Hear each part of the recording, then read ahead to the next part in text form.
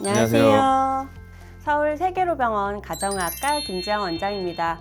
혹시 이런 경우가 있다면 오십견을 의심해봐야 하는데요. 팔을 올릴 때마다 어깨가 찌릿하거나 옷을 입을 때마다 통증이 심하거나 밤에도 아파서 뒤척이게 되는 그런 어깨 통증, 흔히 알려진 오십견일 수 있는데요. 오늘은 서울 세계로병원 이기란 원장님과 함께 오십견의 증상과 진단에 대해 이야기를 나눠보겠습니다. 안녕하세요, 원장님. 소개 간단히 부탁드립니다. 안녕하세요. 서울 세계로병원 관절센터 원장 이기란입니다.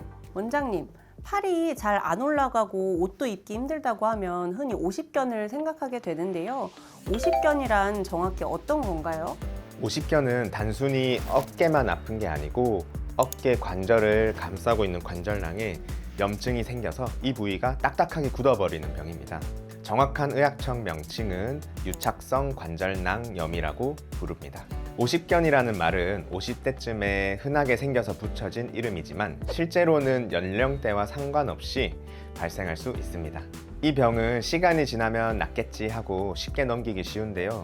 조기에 진단하고 관리하는 게 굉장히 중요합니다. 네, 이름은 오십견이지만 실제로는 연령과 상관없이 생길 수가 있다고 하셨는데요. 그러면 언제부터 생길 수가 있나요? 최근엔 30, 40대 분들 중에서도 오십견 증상으로 병원에 오시는 분들이 많습니다. 생활 습관이 바뀌었기 때문인데요. 특히 오랜 시간 컴퓨터나 스마트폰을 사용하거나 잘못된 자세로 일을 많이 하시는 경우에 어깨에 부담이 커집니다. 또는 실제로 내과적인 당뇨나 갑상선 질환 같은 질환이 있을 경우에 오십견 발생 가능성이 조금 더 높아집니다. 네, 그렇군요. 그러면 또 다른 어깨 통증을 일으키는 질환 중에 회전근개 파열이랑은 또 어떻게 다른가요? 네, 좋은 질문입니다. 어깨 질환은 정말 헷갈리실 수 있어요. 회전근개 파열, 석회성 건염 이런 것도 흔히 어깨 통증을 유발하지만 오십견과의 가장 큰 차이점은 수동 운동 제한입니다.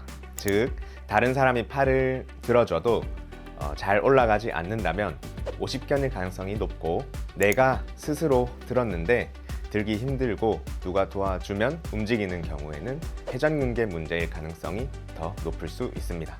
네, 그런 차이가 있군요. 원장님, 그러면 오십견도 단계가 있을 텐데요. 진행 단계는 어떻게 또 되나요? 오십견은 크게 4단계로 나뉩니다. 1단계는 통증기로 야간 통증이 주로 심하고 움직이기는 그럭저럭 괜찮은 상태입니다.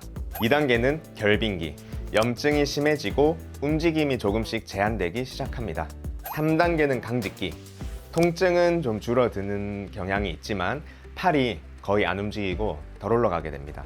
4단계 해빙기에는 조금씩 가동 범위가 돌아오긴 하지만 일부에서 완전히 회복되지 않는 경우도 있습니다.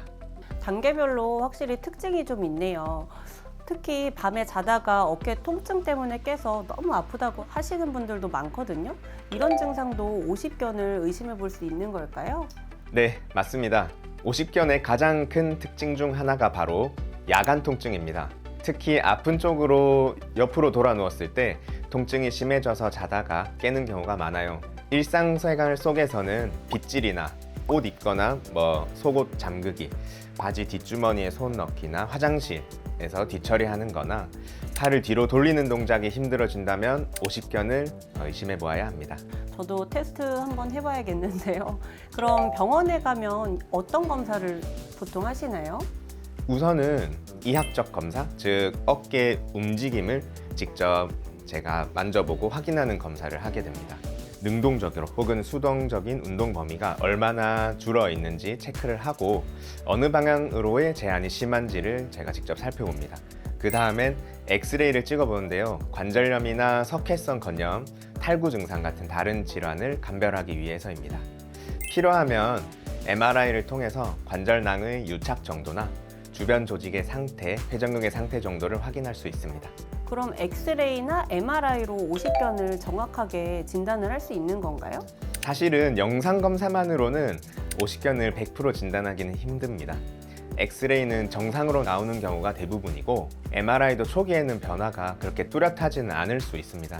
그래서 꼭 이학적 검사와 병행해서 판단해야 하고 다른 질환들과의 감별이 진단에서 무엇보다 중요합니다.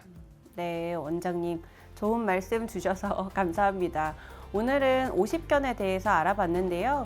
자연스럽게 낫겠지 하면서 방치하다가 통증도 오래가고 어깨 움직임도 제대로 안 되는 경우가 많습니다. 팔이 잘 안 올라간다, 옷 입기가 힘들다, 그리고 밤에 너무 아프다. 이런 증상들이 있다면 꼭 정형외과 진료 받아보시길 권고드립니다. 오늘도 영상이 여러분께 도움이 되셨다면 좋아요와 구독, 그리고 궁금한 점은 댓글로 남겨주세요. 시청해주셔서 감사합니다.